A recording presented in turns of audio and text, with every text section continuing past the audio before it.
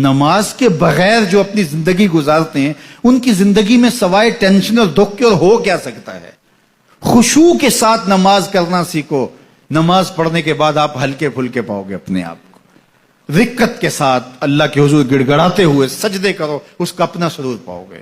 اللہ اکبر. لیکن ایک بندہ کہے کہ جناب میں نماز پڑھتا ہوں لیکن ایسی کیفیت تو پیدا نہیں ہوتی, تو شیطان اس کو کہتا ہے کیا فائدہ ایسی نماز پڑھنے کا؟ لوگ بھی کہتے ہیں فلاں بندے سے یہ جرم بھی سرزد ہوتا ہے, نماز بھی پڑھتا ہے, اس کی نماز کو مورد الزام بناتے ہیں. تو بندہ بھی کہتا ہے چھوڑے, نماز نے مجھے کیا فائدہ دیا. لیکن کہا نہیں, نماز نہیں چھوڑنی. پہلے فرمایا نماز میں خشوع کرتے ہیں, یہاں فرمایا نماز کی محافظت کرتے ہیں. اگر کسی وجہ سے خشوع پیدا نہیں ہوتا چھوڑتے پھر بھی نہیں ہے.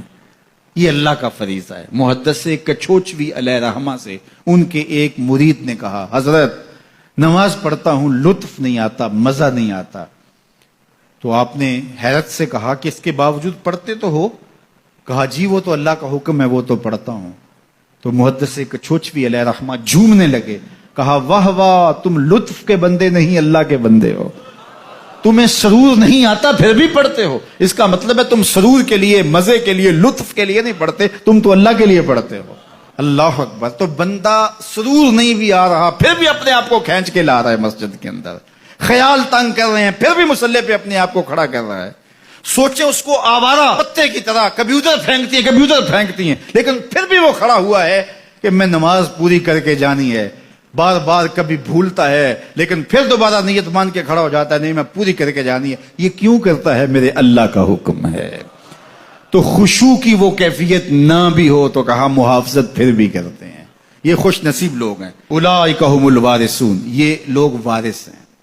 یہ لوگ جن میں یہ خوبی ہیں یہ وارث ہیں. کس چیز کے وارث ہیں؟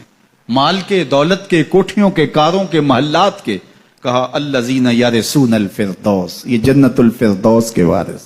ہم فیہا خالدون, اس جنت سے وہ کبھی الگ بھی اس میں ہمیشہ رہیں گے. چونکہ موت کو بھی موت آ چکے گی, اب موت بھی نہیں, اب ہمیشہ رہیں گے. اللہ تعالیٰ فرمائے گا ارضیتم, جنتیوں کیا راضی ہو؟ اہل جنت کیا تم راضی ہو؟ تو وہ کہیں گے ہمیں کیا ہوا کہ ہم راضی نہ ہوں, ہمیں تو وہ ملا جس کا ہمیں تصور بھی نہیں تھا.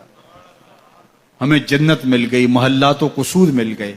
جو سب سے آخر میں جنت میں جائے گا, سب سے آخر میں, جس کو ہماری پنجابی میں پھاڑا کہتے ہیں, سب سے آخر میں, اس کو جنت میں کتنی جگہ ملے گی؟ جو بندہ سب سے آخر میں آتا ہے اس کو دھوپ میں جگہ ملتی ہے, جو اس سے تھوڑا سا پہلے آئے گا اس کو برآمدے میں ملی, جو اس سے پہلے آیا اس کو اندر جگہ ملی. ایسے ہی ہوتا ہے. تو جو سب سے آخر میں جائے گا جنت میں تو وہ سب سے بڑا گناہگار ہوگا, اور جہنم کے رگڑے سہ سہ کے وہ جہنم سے نکلے گا سب سے آخر میں. بخاری شریف میں تذکرہ موجود ہے. اللہ کے حضور حاضر ہوگا اور اللہ اس بندے کو کہے گا بتا کیا چاہیے؟ وہ کہے گا مالک مجھے یہ چاہیے. اللہ فرمائے گا لکا ما تمنیت, جو تو نے آرزو کی جات سب کچھ میں نے تیری جھولی میں ڈال دیا, اب جنت میں چلا جائے.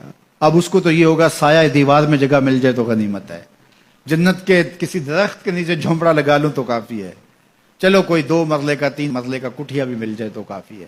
اس کے لیے تو اتنا ہی کافی کہ جہنم سے نکل گیا. لیکن اس کو کہا جائے گا جا جنت میں چلا جا, اور تیرے لیے جنت میں دنیا سے 10 گنا جگہ ہے. دنیا سے, بخاری کی روایت, 10 گنا جگہ. یہ 7 بر اعظم پہ پھیلا ہوا جہاں, اور اس کو 10 سے ضرب دے, اتنی جگہ اس کی ہے جو سب سے آخر میں جائے گا. جب اللہ یہ فرمائے گا تو وہ کہے گا اتسخر وانت الملک, میرے رب تو مجھے رب ہو کے مذاق کر رہے, مالک ہو کے